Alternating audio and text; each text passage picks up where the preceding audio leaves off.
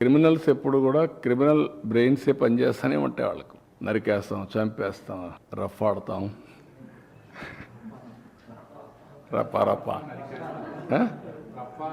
రఫా నరికేస్తాం.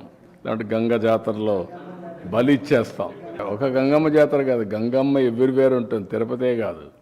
ఆ గంగమ్మ జాతరలో పొట్టేళ్ళు నరకడం అలవాటు. ఏ ఊరికి ఆ ఊరు ఇది ఇస్తారు, బలిస్తారు, పశువులు బలిస్తూ ఉంటారు. అది ఇప్పుడు మాట్లాడే పరిస్థితి అంత ఆ స్టేజ్కి వెళ్ళిపోతున్నారు వీళ్ళు. ఏం చెప్తారు? డెఫినెట్గా చట్టబద్ధకి వస్తుంది. ఎవరికి కూడా హక్కు లేదు ఇష్టానుసారంగా టెర్రరిజం క్రియేట్ చేయడం, లేకుంటే ప్రొవోక్ చేయడం. ఒకప్పుడు రాజకీయాలంటే ఒక బ్యాడ్ ఎలిమెంట్ ఉంటే వాడితో అసోసియేట్ కావాలంటే భయపడిపోయేవాళ్ళం, పక్కన రానిచ్చేవాళ్ళం కాదు. ఇప్పుడు వాళ్ళతోనే రాజకీయం చేసే పరిస్థితికి వచ్చేసారు. That is dangerous trend. ఎవరు ఇది నేను ఎందుకే మీకు ఒక మాట చెప్పాను, విచిత్రమైనటువంటి మనస్తత్వాలు ఉండే వ్యక్తులు అమారుగా ఉంటారు. ఎవరన్నా మాట్లాడతారా? పోలీసులు తిడతారా? పబ్లిక్ని తిడతారా? మనం చెప్పి నరికేండ్రా పోయేసి అని చెప్తారా మీరు?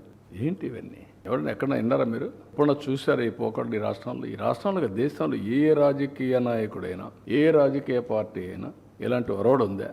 చంపేయండి, పొడి చేయండి, లేదంటే ప్లే కార్డ్స్ పెట్టుకొని వచ్చి డెమాన్స్ట్రేట్ చేసి ఆనందపడిపోవడం. పెరిగిపోతున్నాం. దాన్ని చూసి ఏం నేర్పిస్తున్నాం మన సమాజంలో? మమ్మల్ని ఊర్లకు పోతాం, ఒక 2 కార్లు అంటే పంపించారా? నిన్ను ఎక్కడన్నా అబ్జెక్ట్ చేశారా? ఎవరన్నా పొమ్మంటున్నారు కదా. ఇరుకు సందుల్లో పోవడం, అక్కడ మీటింగ్లు పెట్టడం, స్టాంపేడ్లు కావడం, అక్కడి నుంచి ఇవన్నీ చేయడం, వైలెన్స్ క్రియేట్ చేయడం. ఎవరు నేర్పించారు మీకు ఇవన్నీ? పోలీసుల మీద మళ్ళా బ్లేమ్ చేయడం, బురద వేయడం జరుగుతాయి. ఇవన్నీ కొంచెం ఒక పద్ధతి, ఒక ప్రొసీజర్, ఒక హుందాతనం ఉండాలి నాయకులకి. చట్టం దాని ప్రకారం అది పనిచేస్తుంది. ఉద్దేశపూర్వకంగా ఎందుకు చేస్తారు? అందరికీ తెలియదా శాండీ ఏం జరిగిందో? తెలియదా మీకు లిక్కర్లో ఏం జరిగిందని? కొత్త అది. గంజాయి బ్యాచ్కి, బెట్టింగ్ బ్యాచ్కి, రౌడీలకి, హత్యలు చేసేవాళ్ళకి, అత్యాచారాలు చేసేవాళ్ళకి విగ్రహాలు పెడతారు. ప్రజలు అడిగితే సమాధానం చెప్పడం సిద్ధంగా ఉన్నాం. వైఎస్ఆర్ కాంగ్రెస్ అడిగితే మనం తాట తీస్తాం.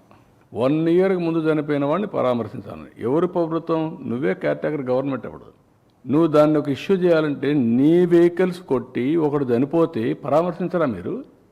ఒకరు ఫస్ట్, ఇంకొకరు నెక్స్ట్. కనీసం పరామర్శించారా? చూడరా వాళ్ళని? మనిషి ప్రాణానికి విలువ లేదా? బెట్టింగ్ ప్రాణానికి ఉన్నటువంటి విలువ మీరు చంపిన వాళ్ళకి లేదా? వాళ్ళ ప్రాణం కాదా? వాళ్ళ మనుషులు కాదా?